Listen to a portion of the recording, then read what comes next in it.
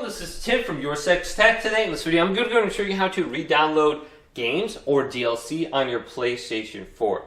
So I have Sonic Mania right here. Let's go ahead and just say I'm going to delete this off my PlayStation and completely remove it. Now what we want to do is go on over to Library right here and then select this. And you'll probably find your games under this section. This is only what's on your PlayStation 4 currently downloaded. So you can see under all. What I want to do is scroll on down to the purchase section right here. And then I can go through this list and I can find that specific game I just downloaded. So I have options on the top, A to Z or purchase date. Usually I just go to purchase date. Otherwise, I can scroll on down through here and just find the game.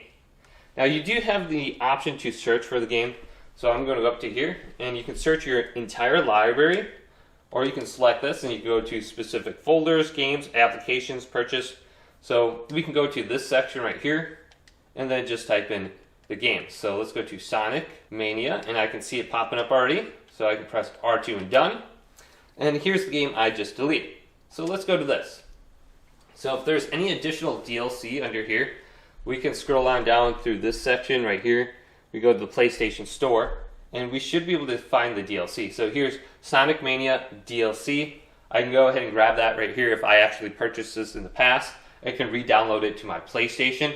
So let's download this game once again and get back onto my PlayStation. So this should be going to my downloads folder and then I should be able to find it on the home screen. But hopefully this video did indeed help you guys out. If it did, leave it a big thumbs up and subscribe to my channel down below for more tech up videos. Coming up next on YourSixTech.